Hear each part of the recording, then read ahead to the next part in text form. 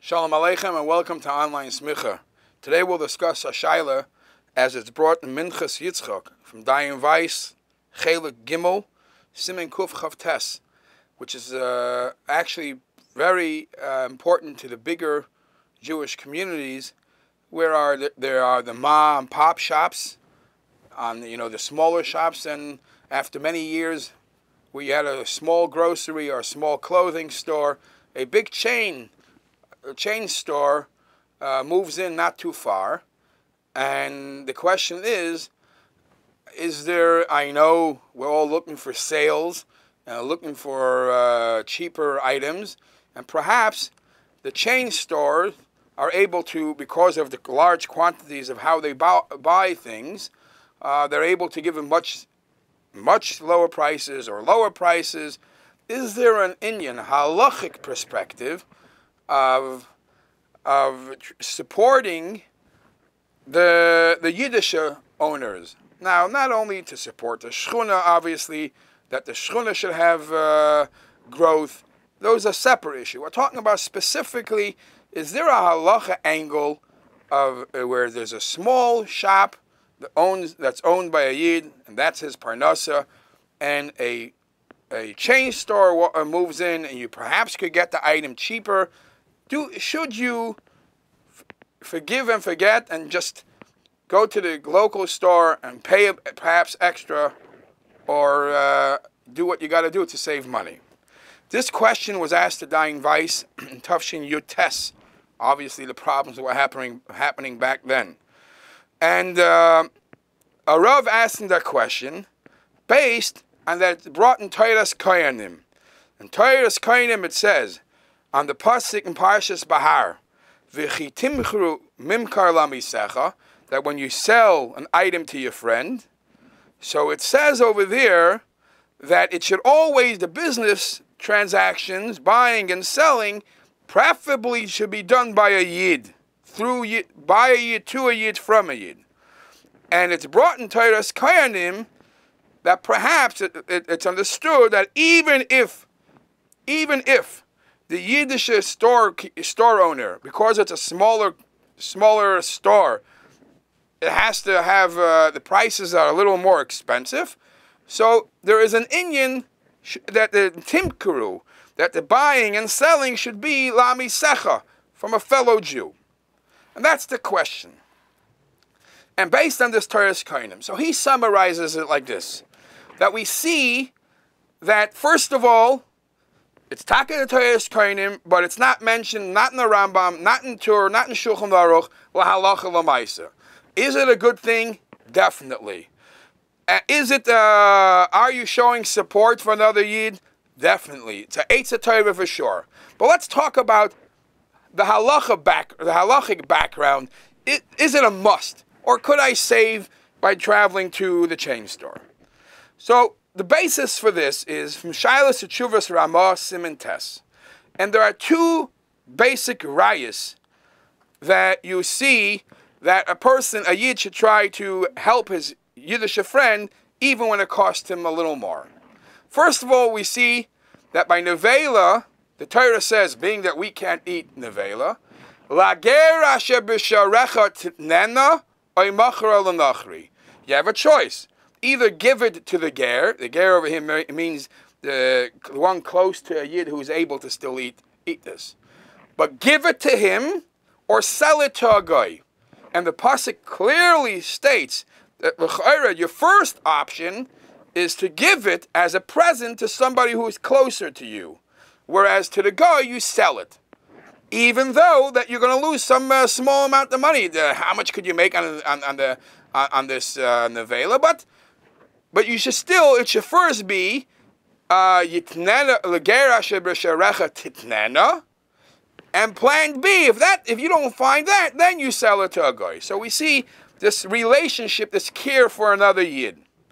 And then there is another place where this could be proven from.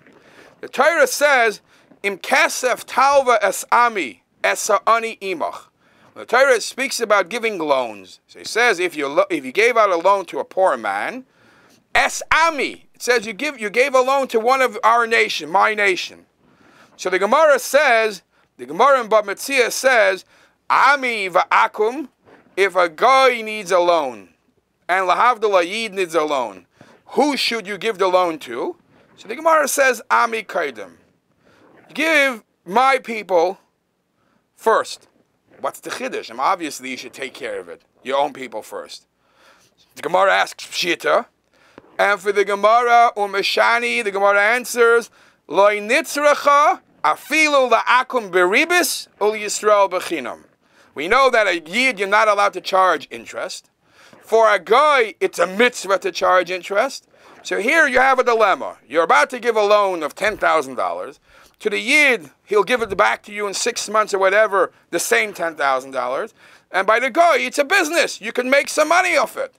So you might think to yourself, I'm losing money, so I should give the loan to the guy. And over there, I'll gain profit. Says the Gemara that Ami koidim, even though you're going to lose that interest, you have to give the yid first. So these are two examples. Now, Dayan Weiss in this tshuva goes on to debate, is this only when it's a smaller loss? How about even if it's a hefseh meruba? Do I have to go out of my way to support the yid in all these cases? When there's a pretty big loss, I could get it for much cheaper elsewhere, much cheaper. And he says that might be the difference between the Shailos Tshuvas Ramah and the Rajabat. According to Shailos Tshuvas Ramah, even if it's a hefseh meruba, you have to support the yid, and you have to give the yid the loan versus making the money by charging interest to a guy. And according to the Rajabats, it's only if it's a hefsed mu'at. But if it's a hefsed meruba, I don't have to lose a lot of money. Now, then comes into the question, where's the cutoff point? What's considered a large loss, a big loss, and what's considered a small loss? And we know in Shulchan Aruch, and in Hilchas Shchita, and Hilchas Basar B'chalav, and all these halachas, hefsed meruba comes up quite often, and the common definition of hefsed meruba is based on the individual. For one person, $200 is a hefsed meruba. For another person, $10,000 is a hefsed meruba. So it will depend. So the answer to this question in halacha is up for grabs depending on who the situation and what the situation is. The bottom line is that it's preferable to support the yid even when it's a small loss. Now, could the storekeeper take advantage of that, knowing that they're going to have to come to him? For sure not. But there is another angle. The angle is like this. Even when the store owner, the storekeeper, is setting the price for sale, there's a set of halachas in Shulchan Aruch that says how much profit you're allowed to make on every item. And it's actually categorized into three groups: food, necessities, and there's machshirei eichel nefesh, and then there's luxurious items. Some things you can't overcharge for food because it's a necessity. They need it to survive. So you have to understand that a person, just as it is the shopper's responsibility to try to support the storekeeper, the store owner, but the store owner can't take advantage of that, and the store owner also has to keep his Shulchan Aruch of how much he's allowed to charge. Now, that's the whole angle of just doing business with a yid.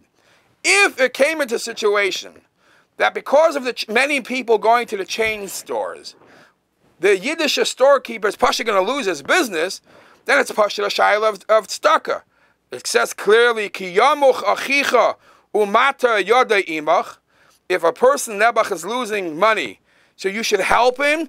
So the Chazal tell us, don't allow it to happen. If you see that he's losing parnasa and it's going to be in a situation of a loss, not just one less customer, but more and more people go to the chain store, he's possibly going to have to close down.